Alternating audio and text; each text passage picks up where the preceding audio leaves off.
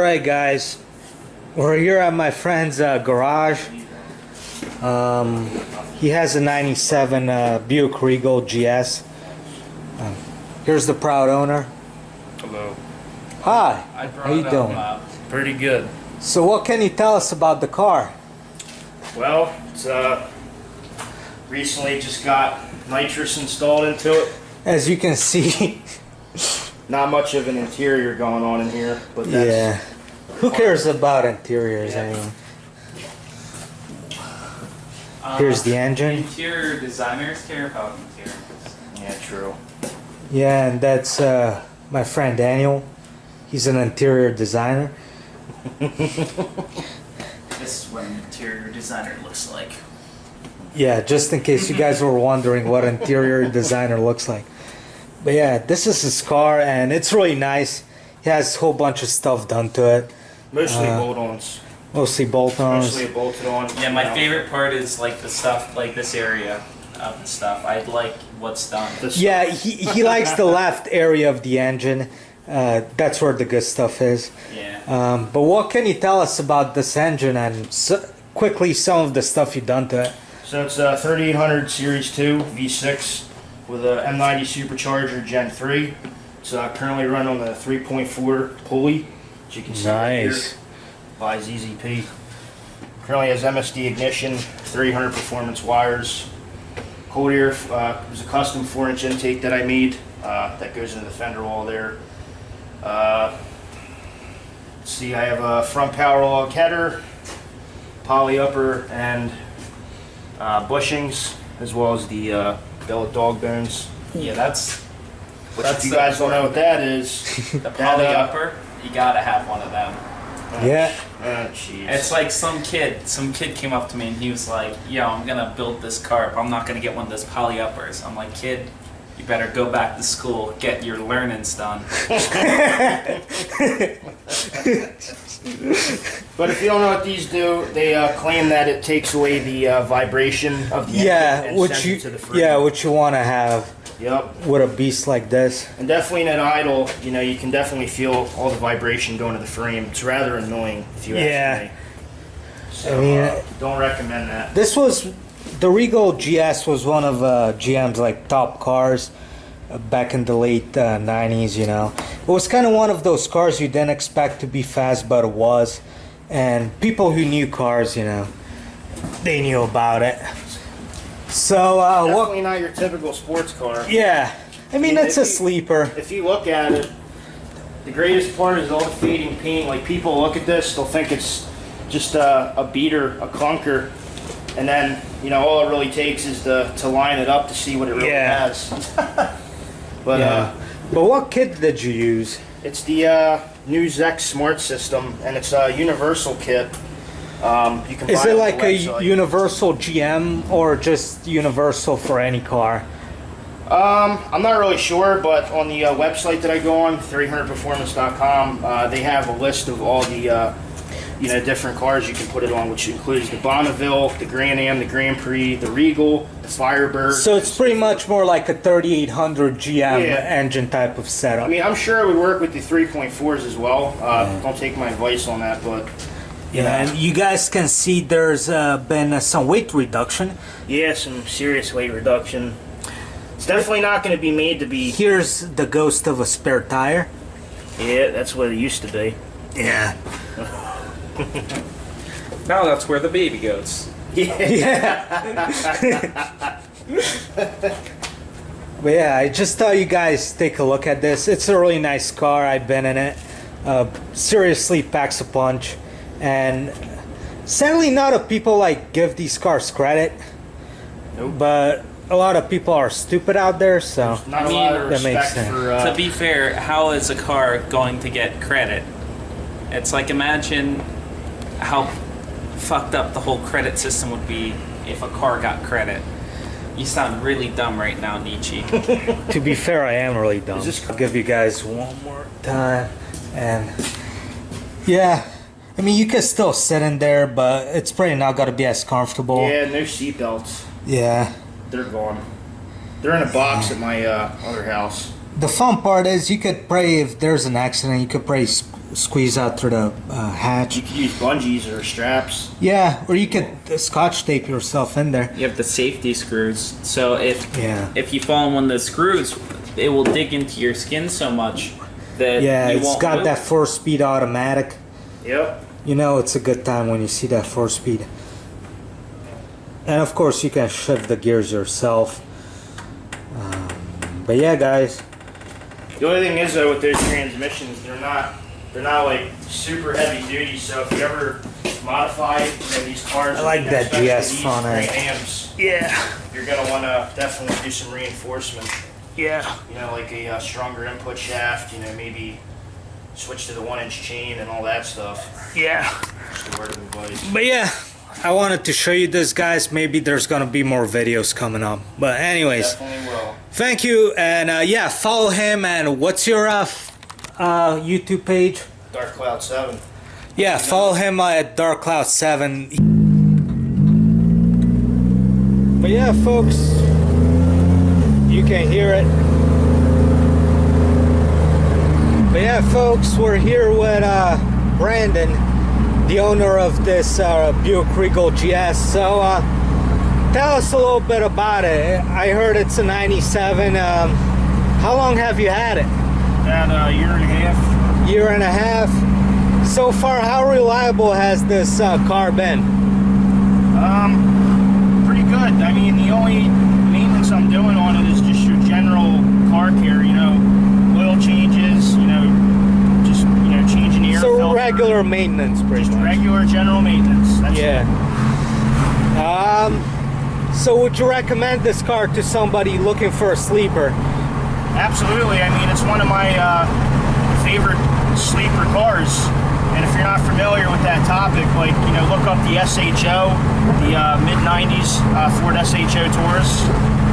Definitely the Regal GS is one of the top, you know, sleepers. And just even some of the most unique projects I've seen are like Omnis, Volkswagen Golfs, Hondas, you know, you name it. You can make any modern daily driver a fucking 10-second track car if you really wanted to. Yeah. With the right, you know, knowledge and of course the finances, but you know, it has been really fun. You know, owning this car. It's it's an awesome daily driver. But other Yeah, than it that, seems like an awesome daily driver. And as far as aftermarket supplies, is it easy to find, or are parts easy to find? 100% easy to find. And like, there's a lot of cars out there. I'll name. There was a car I was looking at a couple years ago. You may be familiar with it. It's the Mitsubishi Starion. Yeah. Which was a turbocharged 4-cylinder. Yeah. And, they're really unique cars, and I looked up the market to be able to get access to performance parts, and the market just wasn't there. Yeah, I mean, Starion's like one of the unique 80s Japanese sports cars that came out to compete like with the Porsche 944 and other Japanese cars at the time, like the RX-7 at 300ZX.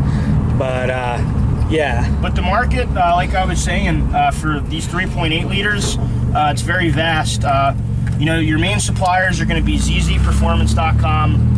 If not, some of you are familiar with them. They do supply LSX motors, the Ecotech for the Cobalts, and the Ion Red lines, I believe, as well as the Grand Am, the Grand Prix, and so forth. Now, as far as the pricing for some of these things, it is relatively kind of expensive, but what isn't anymore? So Yeah. in a way, like working on cars in general it's a big investment, just like anything else. Yeah. But also another couple suppliers you're going to have is 3800performance.com, Intense Racing, and there was a W Body store, but ZZ Performance brought them out. Yeah. So that's now owned by them. So if somebody's getting into this thing, let's say buys a Regal GS, any forums that you recommend they go on? The forum that I mostly go on is 3800pro.com and regalgs.org, since it's more vehicle specific. There's a lot of knowledgeable mechanics on there, and guys that, you know, really helped kind of me to get the knowledge and stuff that I needed to complete some of these projects. So, Yeah. you know, there's definitely a lot of guys out there who are really experienced and familiar with these motors. So you definitely know if you're going to get in this kind of project, you're going to have the knowledgeable guys, you know, on the internet. Not so much out in the real world, because not a lot of guys know about these cars. Most guys you talk to, you know, Mustangs and Camaros and Hondas and all that stuff. Yeah, at least in our area. Yeah. So, yeah, I mean, if in all, I'd rate this car probably like a total, I'd probably say 8 out of 10. There's definitely a few things they could have corrected with the manufacturing, but other than that, it's been a good car. I've put probably less than $500 into this car with actual repairs, broken things, and how I'd word it. You know, in all reality, I mean, this car has 193,000 miles on it, and people say, "Oh, that's high." Well, you know, that's just to go to show just how reliable that this specific year and engine is. Yeah. So, because not all cars are that reliable. Sure haven't. I've been through a lot of bad car experiences. Yeah. And this one definitely sunk right into the #1 spot for me. So, you know. Yeah. But that's great, man. And yeah. $150 is what I bought this car for. Yeah. You a, can't beat that deal. Bought it from a middle-aged guy. It was his grandfather's car, and you know, it was garage kept, you know, and BB throughout the years. And when I bought it, it was all original. Yeah, and that's one of the great things about cars like the sleepers. When they were new, they appealed to like a different demographic. So, and the older demographic usually keeps their cars better, cleaner. You know, they don't beat on them, like let's say a Civic or something like that. But yeah. Thanks for letting me show your car to the people, Brandon, and I appreciate it. And yeah, it's a cool car, and yeah, I know Brandon for years, and yeah, he's a really great guy, and appreciate it. I really like his car, and this is a project of love, and he did a lot to it, and there's gonna be a lot more, and hopefully, luckily, he's gonna let us, you know, I might have another video in the future showing more stuff he did, and you know, nothing wrong with being different. No, always remember that. Yeah, kids, remember that. But yeah, I'll see you guys later, and thanks for watching. Guys, this is me and my friend Brandon here. We're in Mexico on vacation, and we're gonna do couple small passes with it. Let me secure my camera. But yeah, this thing's supercharged and it's got NOS. Alright. Armed. So we're pretty much gonna just arm the system and then really get on it just real quick here.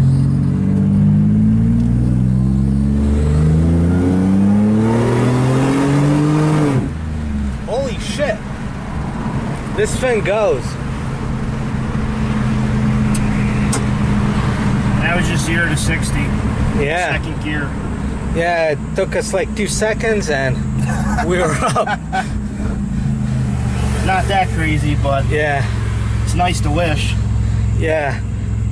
I love how outside, like countryside of Mexico looks. It's pretty nice.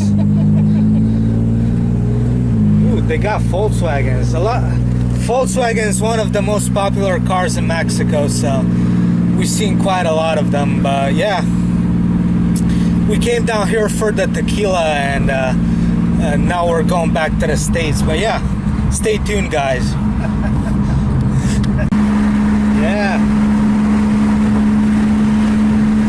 Oh, these Mexican highways, so crowded.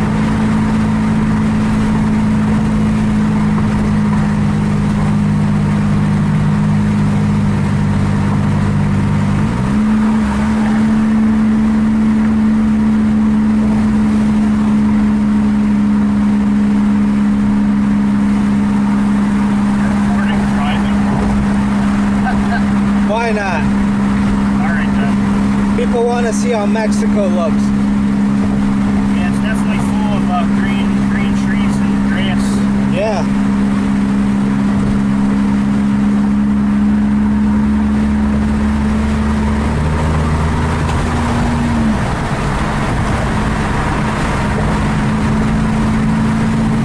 would you say I'm better at this game than Corey? I think you're head and shoulders above Corey.